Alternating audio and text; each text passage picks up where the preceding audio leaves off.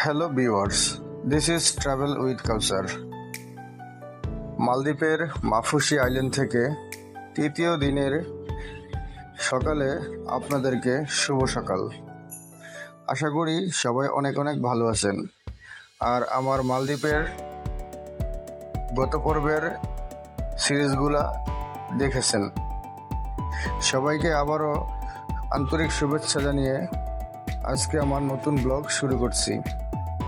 আজকে মাফুসিতে আমাদের শেষ দিন।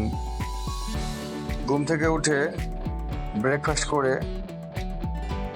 সর্বশেষবারের মতো একটু ঘোরার জন্য বেরিয়ে আসলাম। আজকে আমরা যাব মালদ্বীপের হুলুমালি সিটিতে। সেজন্য আমরা চলে আসলাম ফেরিঘাটে। এই ফেরিঘাটে এসে আমরা এই ফেরি দিয়ে মাফুসিতে থেকে মালদ্বীপে যাচ্ছি। মালদ্বীপের হুলুমালিতে যাব। ইতিমধ্যে আমাদের স্পিড বোট রওনা হয়ে গেল। প্রায় আধা ঘন্টার মধ্যে আমরা চলে আসলাম মালদ্বীপের এয়ারপোর্টের সামনে। ওই তো দূরে দেখতে পাচ্ছেন উঁচু উঁচু বিল্ডিং, এটা হচ্ছে মালদ্বীপের মালে সিটি।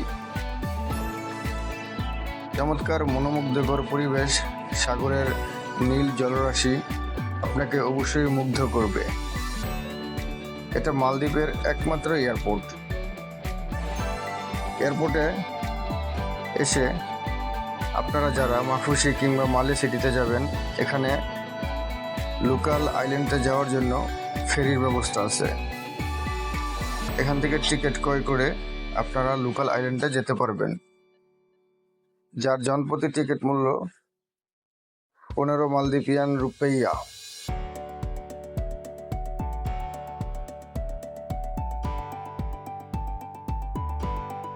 এখান থেকে পাবলিক আইল্যান্ডগুলোতে ফেরি যায়। খুবই চমৎকার একটা এয়ারপোর্ট। এয়ারপোর্ট থেকে বের হওয়ার সাথে সাথেই এরকম সুবিশাল সমুদ্র, খুবই চমৎকার।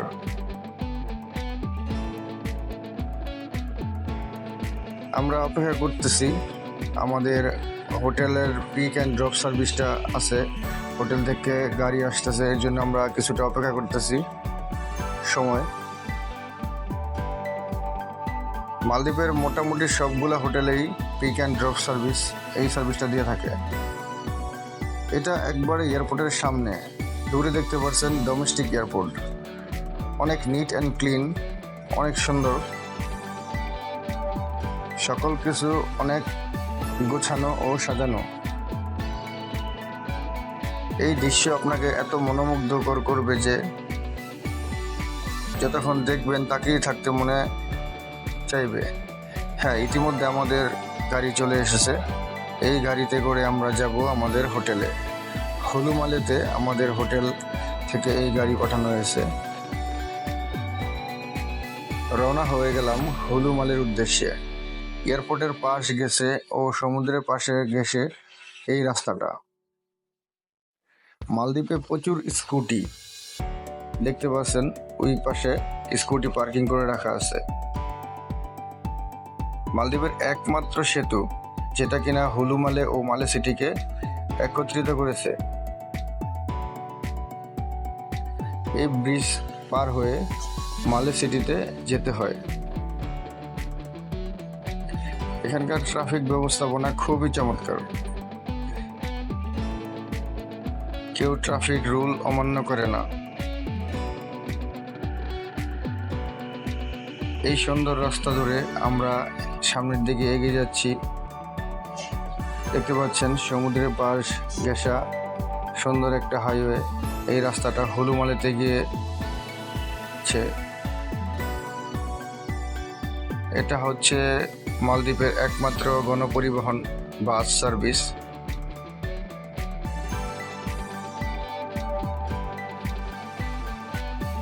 এখানে গণপরিবহনকে আগে সাইড দিতে হয়।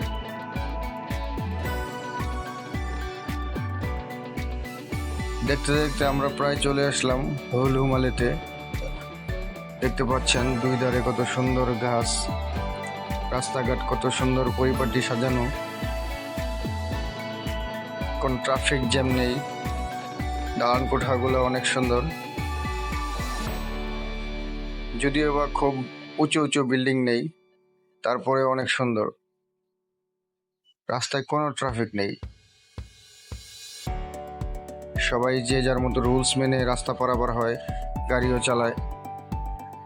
একটা মজার ব্যাপার দেখেন, রাস্তার মাঝখানে ডিভাইডার নেই, তারপরেও খুবই সুন্দরভাবে চলতেছে। আমরা চলে আসলাম আমাদের কাঙ্ক্ষিত সেই হোটেলে। এই হোটেলটা আমরা বুকিং করেছি হুলুমালিতে থাকার জন্য। একদম হোটেলের পাশেই সমুদ্র। হোটেলের লবিতে বসে, ব্যালকনিতে বসে এরকম বিচ দেখা যায়, একেবারে বিচ ভিউ হোটেল। এটা হোটেলের নিচে একটা রেস্টুরেন্ট। আমরা আসার সাথে সাথে আমাদেরকে ওয়েলকাম ড্রিঙ্কস দিয়ে দিল। ওয়েলকাম ড্রিঙ্কসটা খুবই ভালো ছিল। যেহেতু মালদ্বীপে প্রচুর গরম, এই গরমের মধ্যে ওয়েলকাম ড্রিঙ্কস খুবই ভালো লাগার বিষয়।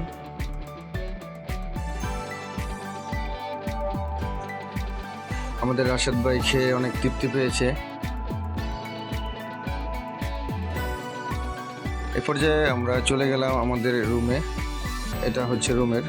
এবার রুমের একটু বর্ণনা দেওয়া যাক। এই রুমে আমরা 3 জন থাকবো। এটা হচ্ছে 2 জনের বেড, পাশে একটা সিঙ্গেল বেড আছে।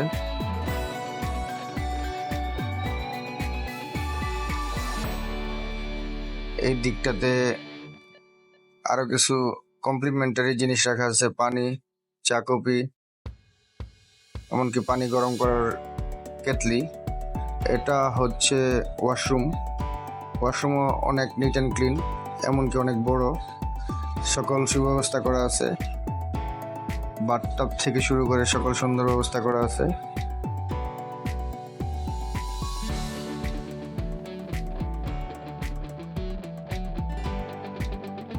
সবচেয়ে বড় আকর্ষণ হচ্ছে এটা, বারান্দাতে দাঁড়িয়ে একদম সমুদ্রের গর্জন থেকে সকল সুন্দর উপভোগ করা যায়। ব্যালকনিতে বসে আপনি সমুদ্রের সকল ভিউ উপভোগ করতে পারবেন। খুবই চমৎকার এই বিষয়টা। দেখতে পাচ্ছেন খুবই সুন্দর ভিউ। আশা করি আপনাদের এই হোটেলটা মোটামুটি পছন্দ হয়েছে। খুবই অল্প বাজেটের মধ্যে এরকম হোটেল মালদ্বীপে অনেক আছে। এদিকে একটা টেলিফোন আছে সার্বক্ষণিক যোগাযোগ করার জন্য, এসি। তারই পাশে একটা ফ্রিজ দেওয়া আছে, ছোট ফ্রিজ, আপনি চাইলে কিছু রাখতে পারেন। ছোট একটা ওয়াল ক্যাবিনেট টাইপের, এখানে জামা কাপড় রাখার জন্য ব্যবস্থা আছে। একটা আয়রন দেওয়া আছে, একটা হেয়ার ড্রায়ার। মোটামুটি খুবই ভালো। তো এই পর্যায়ে আমরা হোটেলে ফ্রেশ হয়ে বেরিয়ে পড়লাম দুপুরে খাওয়া দাওয়া করার জন্য। মালদ্বীপে প্রচুর বাঙালি আছে, তাই বাঙালি হোটেলও আছে। এখন আমরা বাঙালি হোটেল খুঁজতেছি, কোথায় বাঙালি হোটেল আছে এবং ভালো বাঙালি খাবার পাওয়া যায়। হাঁটতে হাঁটতে অনেকটা দূরে, আমাদের হোটেল থেকে প্রায় 7-8 মিনিটের পথ হেঁটে যাওয়া লাগে। একটা হোটেল আছে, সেই হোটেলটাতে আমরা যাব। ইতিমধ্যে চলে এসেছি প্রায়। দেখতে পাচ্ছেন আবাসিক এলাকা কি সুন্দর করে সাজানো। আবাসিক এলাকায় সব কিছু সুনির্দিষ্টভাবে সুন্দরভাবে সাজানো। এমনকি মানুষ পারাপারের জন্য জেব্রা ক্রসিং ব্যবহার করতে হয়। এখানে কোনো চোর নেই, তাই সকল কিছু মানুষ বাহিরে রাখে, কেউ কারোরটা ধরে না। রাস্তার দুপাশে সুন্দর ফুটপাত আছে, গাছপালা আছে। ইতিমধ্যে একটা বাঙালি ভাইয়ের সাথে পরিচয় হলো, উনিও যাবে সেই হোটেলে খাওয়া দাওয়া করতে। এই তো সামনে হয়তোবা পেয়ে যাব, আর একটু এগুলোই। হোটেলটার নাম হচ্ছে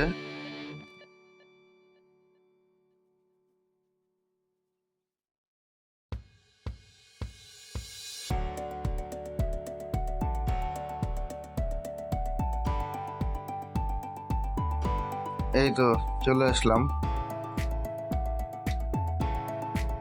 হোটেল মদিনা। এখানে বাঙালিরা খাওয়া দাওয়া করে, এমনকি স্টাফও বাঙালি। দেখতে পাচ্ছেন মোটামুটি অনেক আইটেমের খাবার আছে, দুপুরে খাওয়া দাওয়া করার জন্য বেস্ট। এখানে মাছ তুলনামূলক সস্তা। গরু মুরগি এগুলা, গরু হচ্ছে 80 রুপাইয়া, কিন্তু মাছ মাত্র 50 রুপাইয়া। মাছ তুলনামূলক মালদ্বীপ অনেক সস্তা। আমরা একটা সামুদ্রিক মাছ নিলাম, খুবই চমৎকার ও মজার ছিল। যারা মালদ্বীপে আসবেন তারা চেষ্টা করবেন মাছ খাওয়ার জন্য। খাওয়া দাওয়া শেষ করে বেরিয়ে আসলাম, খাবারটা অনেক চমৎকার ছিল। আরও এই হলুমালের শহরটা ঘুরে দেখতেছি। এদিকটাতে দেখুন কততলা পার্কিংয়ের ব্যবস্থা করা হয়েছে সুন্দরভাবে। এখানে গাড়ি খুবই পার্কিং করা হয়। এই দেখুন RTL, এটা এই মালদ্বীপের একমাত্র গণপরিবহন। এমনিতে ম্যাক্সিমাম মানুষ স্কুটার কিংবা প্রাইভেট গাড়ি দিয়ে চলাচল করে, এছাড়া এই একটাই পরিবহন। তো দেখতে থাকুন কত সুন্দর ফুটপাত, বিল্ডিংগুলো সুন্দর। একটা শহর কত সুন্দর সাজানো গোছানো হতে পারে তা মালদ্বীপের এই হলুমালিতে না আসলে বুঝতে পারতাম না। খুবই চমৎকার সকল কিছু।